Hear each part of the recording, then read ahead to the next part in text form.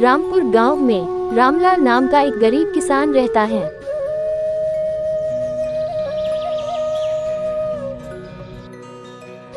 अपनी पत्नी सरला और अपने माँ बाप के साथ राहत है।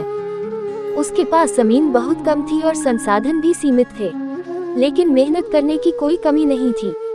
वह सुबह सूरज उगने से पहले खेत में पहुंच जाता और देर रात तक मेहनत करता। लेकिन एक साल बारिश बहुत कम हुई, जिससे उसकी फसल खराब हो गई।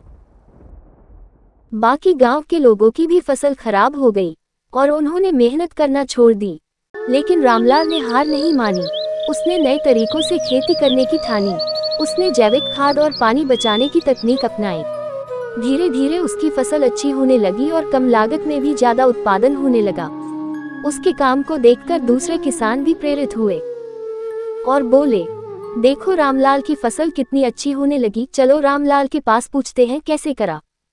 सब लोग मिलकर रामलाल के पास गए और बोले, रामलाल भाई, आपने ये सब कैसे किया? आपकी फसल इतनी अच्छी कैसे हो गई?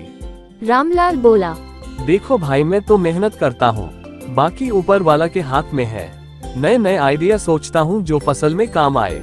गांव में खेती की नई तकनीकें अपनाई जाने लगी। कुछ ही सालों में रामलाल का छोटा सा खेत एक समृद्ध बागान बन गया और वह गांव का सबसे सफल किसान बन गया। गांव के कुछ जमींदार और बिचौलिए नहीं चाहते थे कि गरीब किसान आगे बढ़े। उन्होंने रामलाल की फसल को कम दाम में खरीदने की कोशिश की और डराने धमकाने लगे। देखो रामलाल भाई, अपनी जमीन हमें दे दो वरना आपके साथ बहुत बुरा होगा। लेकिन रामलाल ने हार नहीं मानी और बोले, देखो भाई, मेरे पास एक ही जमीन है, उससे मेरा गुजारा होता है और वह मैं नहीं दे सकता। उसने गांव के बाकी किसानों को इकट्ठा किया और उन्हें अपनी खेती की नई विधियां सिखाई। धीरे धीरे किसान बिचौलियों से सीधे शहर में जाकर अपनी फसल बेचने लगे। इससे उन्हें ज्यादा मुनाफा हुआ और उनका जीवन स्तर सुधरने लगा। रामलाल ने अपने खेत में एक छोटा सा कृषि विद्यालय भी शुरू किया, जहां वह किसानों को आधुनिक और जैविक खेती के गुर सिखाने लगा। उसकी कुछ ही दिनों में मेहनत रंग लाए और कुछ ही वर्षों में गांव आत्मनिर्भर बन गया। अब वहां के किसान सरकार पर निर्भर नहीं थे, बल्कि अपने दम पर अपनी तकदीर लिख रहे थे। रामलाल की मेहनत और जागरूकता से गांव के किसानों को फायदा हो रहा था।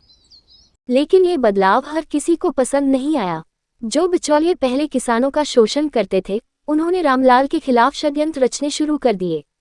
एक दिन कुछ लोगों ने उसकी फसल में आग लगा दी। ये खबर पूरे गांव में फैल गई और किसान इकट्ठा हो गए। रामलाल दुखी तो था, लेकिन उसने हार नहीं मानी। उसने गांव के लोगों को समझाया कि अब उन्हें और मजबूती से खड़ा होना होगा। किसानों ने मिलकर एक सहकारी समिति कोऑपरेटिव सोसाइटी बनाई, जिससे वे बिना बिचौलियों के सीधे बाजार में अपनी फसल बेच सकें। इसके लिए उन्होंने बैंक से लोन लिया और एक बड़ा गोदाम बनाया, जहां वे अपनी उपज सुरक्षित रख सकते थे। धीरे धीरे उनकी मेहनत रंग लाने लगी। अब किसानों को उनकी फसल का सही मूल्य मिलने लगा और गांव समृद्ध होने लगा।